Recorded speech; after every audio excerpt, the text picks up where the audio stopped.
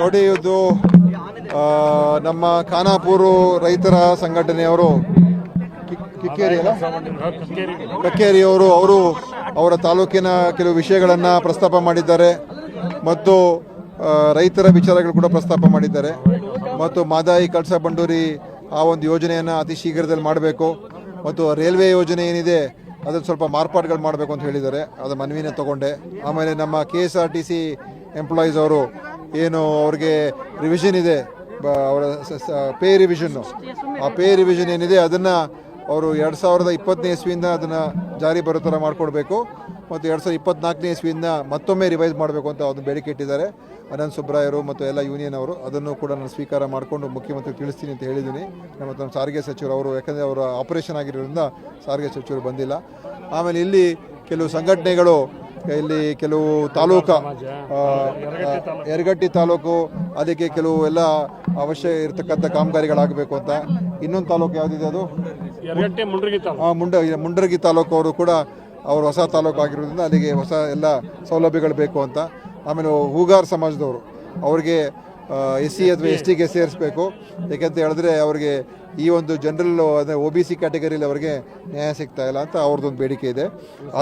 ಹೂಗಾರ್ ಸಮಾಜ ಈಗ ನೋಡಿ, ನಾನು ಮನವಿ ಮತ್ತು ಇಲ್ಲಿ ಈಗ ನಮ್ಮ ಮೇಟಿ ಅವರ ಒಂದು ನೇತೃತ್ವದಲ್ಲಿ ರೈತ ಪರ ಸಂಘಟನೆ ಇದೆ, ಹಸಿರು ಸೇನೆ ಏನಿದೆ, ಅವರು ಕೂಡ ರೈತರ ಸಮಸ್ಯೆಗಳು ಅದೇನಾಗಿದೆ, ಅವರಿಗೆ ಈ ನೋಂದಣಿ ಮಾಡೋದ್ರಲ್ಲಿ ಬೆಲೆ ಹೆಚ್ಚಾಗಿದೆ, ರೇಟ್ ಹೆಚ್ಚಾಗಿದೆ, ಪಂಪ್ ಸೆಟ್ನಂತ ಅದನ್ನು ಕನೆಕ್ಷನ್ ಮಾಡಿಸ್ಕೊಳ್ಳೋದಕ್ಕೆ ರೇಟ್ ಹೆಚ್ಚಾಗಿದೆ ಮತ್ತು ಈ ಕೇಂದ್ರ ಸರ್ಕಾರ ಇವತ್ತು ಏನು ಬೆಳೆ ಸಾಲ ಇದೆ ಅದನ್ನು ಕಡಿತ ಮಾಡಿರುವಂಥದ್ದು 5,000 ಕೋಟಿಯಿಂದ ಸುಮಾರು 1,500 ಕೋಟಿಗೂ ಇಳಿಸಿದ್ದಾರೆ.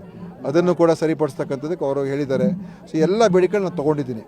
ಈಗ ನಮ್ಮ ಮುಖ್ಯಮಂತ್ರಿ ಹತ್ರ ಮುಖ್ಯಮಂತ್ರಿ ನನಗೆ ಹೇಳಿದ್ರು, ಎಲ್ಲ ತೊಗೊಂಡು ಬಂದು ಎಲ್ಲ ತಿಳ್ಕೊಂಡು ಬಂದು ನನಗೆಲ್ಲ ಮಾಹಿತಿ ಕೊಡು ಸಾಯಂಕಾಲ ರಾತ್ರಿ ಇವತ್ತು ಅಂತ ಹೇಳಿದ್ದಾರೆ. ಸೊ ಅದಕ್ಕೆಲ್ಲ ತೆಗೆದುಕೊಂಡು ಹೋಗಿ ಈ ಥರ ಎಲ್ಲ ಬೇಡಿಕೆಗಳಿದೆ, ಯಾವ ರೀತಿಯಾಗಿ ಸ್ಪಂದನೆ ಮಾಡಬೇಕು, ಯಾವುದು ನಾವೇ ಈಗಲೇ ತೀರ್ಮಾನ ಮಾಡೋದು ಯಾವುದೂ ಇದ್ದರೆ ಅದನ್ನು ಕೂಡ ಮಾಡೋಣ. ಮತ್ತು ಮುಂದೆ ಏನು ಆ ಇಲಾಖೆ ಸಚಿವರ ಜೊತೆ ಕೂತ್ಕೊಂಡು ಚರ್ಚೆ ಮಾಡ್ತಕ್ಕಂಥದ್ದು ಕೂಡ ಮಾಡಬೇಕಾಗ್ತದೆ.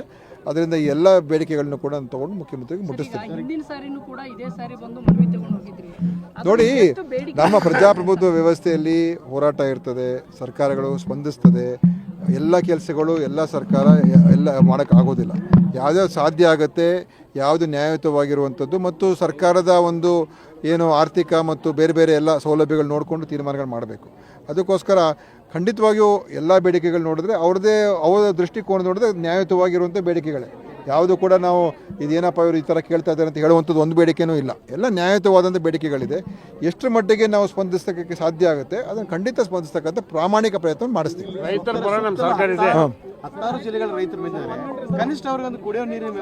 ಕುಡಿಯೋ ನೀರಿನ ವ್ಯವಸ್ಥೆ ಇದೆ, ಟ್ಯಾಂಕರ್ ಎಲ್ಲ ಮಾಡಿದಾರಂತೆ.